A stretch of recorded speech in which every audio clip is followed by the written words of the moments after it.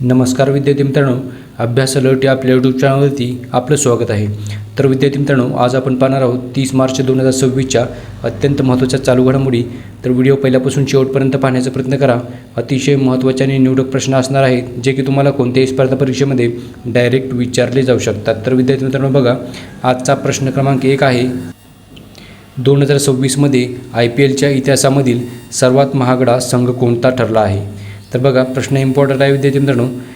तर याचं उत्तर असणार आहे RCB म्हणजेच रॉयल चॅलेंजर्स बँगलोर. तर बघा, 2026मध्ये IPLच्या इतिहासामधील म्हणजेच आत्तापर्यंत IPLमध्ये सर्वात महागडा संघ ठरलेला आहे रॉयल चॅलेंजर्स बँगलोर. ओके, तर लक्षात ठेवा विद्यार्थी मित्रांनो, प्रश्न महत्त्वाचा आहे. तर बघा, प्रश्न क्रमांक 2 बघूयात आपण. सेबीच्या पूर्णकाळ सदस्यपदी कोणाची नियुक्ती झाली आहे? तर विद्यार्थी मित्रांनो बघा, महत्त्वाचा आहे प्रश्न, कारण की ही जी संस्था आहे सेबी म्हणजेच security exchange board of India, याची म्हणजेच ही एक महत्त्वाची संस्था आहे. तर बघा, याचं उत्तर असणार आहे विद्यार्थी मित्रांनो, सेबीच्या पूर्णकाळ सदस्यपदी नियुक्ती झालेली आहे कॉम्पेना वेंकटरमणा मूर्ती यांची. ओके, तर बघा लक्षात ठेवा, नाव हे कॉम्पेना वेंकटरमणा मूर्ती यांची सेबीच्या पूर्णकाळ सदस्यपदी नुकतीच नियुक्ती झालेली आहे. ओके, तर बघा, सेबीबद्दल थोडक्यात माहिती बघूयात आपण. सेबी म्हणजेच securities and exchange board of India. तर बघा, ही एक भारतातील शेअर बाजार नियंत्रक संस्था आहे. ओके, बघा, याची स्थापना झाली होती 1988 साली आणि ही म्हणजेच 1988 साली नॉन स्टॅच्युटरी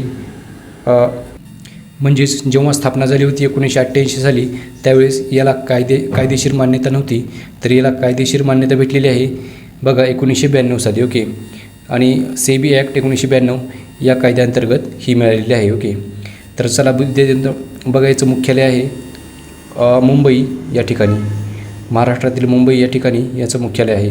तर बघा, याचं उद्दिष्ट काय असणार आहे, म्हणजेच या संस्थेचे उद्दिष्ट काय आहे? तर बघ, गुंतवणूकदारांचे संरक्षण म्हणजेच इन्व्हेस्टर प्रोटेक्शन, शेअर बाजाराचे नियमन, पारदर्शकता, विश्वास वाढवणे, तसेच फसवणूक आणि इन्सायडर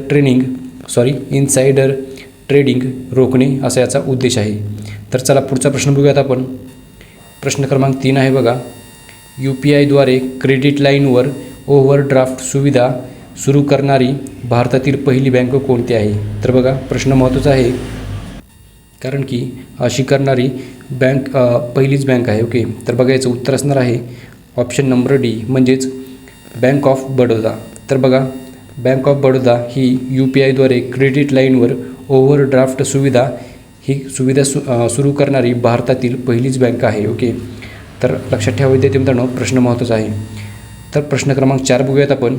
नेपाळचे 47वे पंतप्रधान कोण बनले आहेत? तर बघा, प्रश्न महत्त्वाचा आहे विद्यार्थी मित्रांनो, कारण ही बातमी नुकतीच चर्चेमध्ये आहे. ओके, तर लक्षात ठेवा, नेपाळचे 47वे पंतप्रधान बनलेले आहेत बालेन शहा. तर बघा, ऑप्शन नंबर B याचं उत्तर असणार आहे.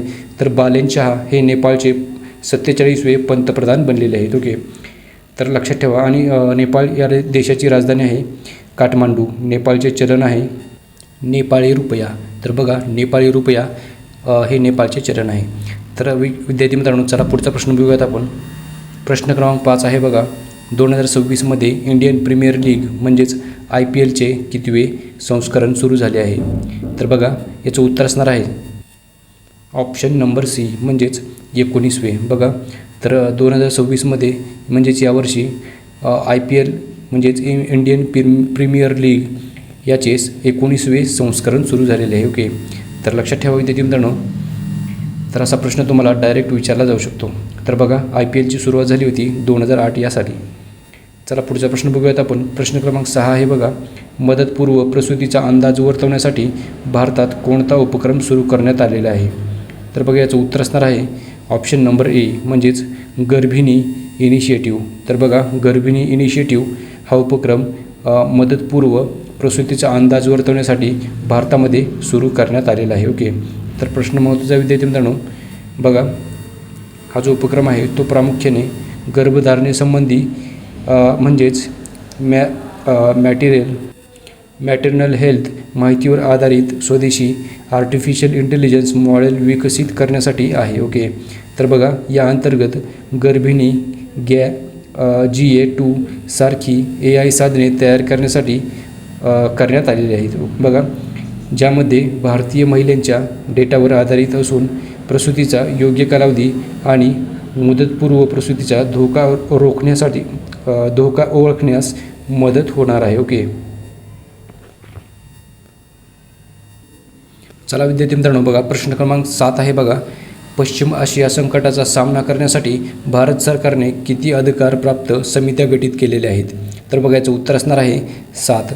तर एकूण 7 समित्या गठीत केलेल्या आहेत. तर कशासाठी? तर नुकतेच अमेरिका इस्रायल विरुद्ध इराण हे जे युद्ध चालू आहे ते त्या युद्धामुळे इराणने स्ट्रेट ऑफ हॉर्मुझ यावर बंदी घातलेली आहे, म्हणजेच तिथून जहाज येण्यास बंदी आहे. तर बघा त्याच्यामुळेच या संकटाचा सामना करण्यासाठी तसेच इतर या युद्धामुळे जे परिणाम जागतिक स्तरावर होणार आहेत तर त्यामुळेच भारत सरकारने 7 समित्या गठीत केलेल्या आहेत. ओके, तर लक्षात ठेवा विद्यार्थी मित्रांनो बघा, भारत सरकारने पश्चिम आशिया संकटाच्या पार्श्वभूमीवर 7 अधिकारप्राप्त समित्या स्थापन केलेल्या आहेत. ओके, तर बघा या समित्या मूलतः समित्या ऊर्जा पुरवठा साखळी, अर्थव्यवस्था, सुरक्षा यावर लक्ष ठेवण्यासाठी आहेत. ओके, बघा पंतप्रधान नरेंद्र मोदी यांनी ही घोषणा नुकतीच केलेली आहे. ओके, चला पुढचा प्रश्न बघूयात आपण. प्रश्न क्रमांक 8 आहे बघा, 88व्या वर्षी निधन झालेले सूर्यकुमेरू गोविंद भट हे कोणत्या लोकनृत्याशी संबंधित होते? तर बघा याचं उत्तर असणार आहे यक्षगान. तर बघा नुकतेच 88व्या वर्षी निधन झालेले सूर्यकुमेरू गोविंद भट हे यक्षगान या लोकनृत्याशी संबंधित होते. तर लक्षात ठेवा विद्यार्थी मित्रांनो, महत्त्वाचा प्रश्न आहे. प्रश्न क्रमांक 9 बघूयात आपण. केंद्र सरकारने कोणत्या जागतिक कंपनीच्या सहकार्याने AI म्हणजेच आर्टिफिशियल इंटेलिजन्स कौशल्य विकास उपक्रम सुरू केलेला आहे? तर याचं उत्तर असणार आहे विद्यार्थी मित्रांनो ऑप्शन नंबर डी, गुगल आणि यूट्यूब या जागतिक कंपनीच्या सहकार्याने केंद्र सरकारने राष्ट्रीय आर्टिफिशियल इंटेलिजन्स कौशल्य विकास उपक्रम हा नुकताच सुरू केलेला आहे. ओके, तर लक्षात ठेवा विद्यार्थी मित्रांनो, हा जो उपक्रम आहे तो सरकारने गुगल आणि यूट्यूब यांच्या भागीदारीतून सुरू केलेला आहे. तर बघा यामध्ये सुमारे 15,000 लोकांना AI प्रशिक्षण दिले जाणार आहे आणि याचे मुख्य उद्दिष्ट काय आहे? तर डिजिटल आणि AI म्हणजेच आर्टिफिशियल इंटेलिजन्स कौशल्य वाढवणे असा याचा मुख्य उद्देश आहे. तर लक्षात ठेवा. प्रश्न क्रमांक 10 बघूयात आपण. शेवटचा प्रश्न आणि महत्त्वाचा प्रश्न आहे विद्यार्थी मित्रांनो बघा, JSW इंडियन ओपन स्क्वॅश 2026मध्ये महिला एकेरीचे विजेतेपद सलग दुसऱ्यांदा कोणी जिंकले आहे? तर बघा विद्यार्थी मित्रांनो प्रश्न महत्त्वाचा आहे, याचं उत्तर असणार आहे ऑप्शन नंबर सी म्हणजेच अनाहत सिंग. तर बघा अनाहत सिंग यांनी JSW इंडियन ओपन स्क्वॅश 2026 या स्पर्धेमध्ये महिला एकेरीचे सलग दुसऱ्यांदा पदक जिंकलेले आहे. ओके, तर विद्यार्थी मित्रांनो त्यामुळेच प्रश्न महत्त्वाचा आहे. याचं बघा याबद्दल थोडक्यात माहिती बघूयात आपण.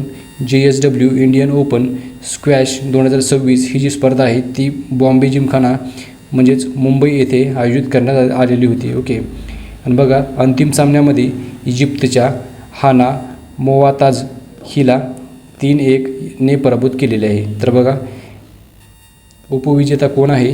तर हाना मोवाताज ही इजिप्त या देशाची खेळाडू आहे. तर लक्षात ठेवा. आणि विद्यार्थी मित्रांनो याचबरोबर आजच्या दिवसाचे करंट अफेअरचे प्रश्न आपण सर्व घेतलेले आहेत. तर भेटूयात आपण उद्या. धन्यवाद.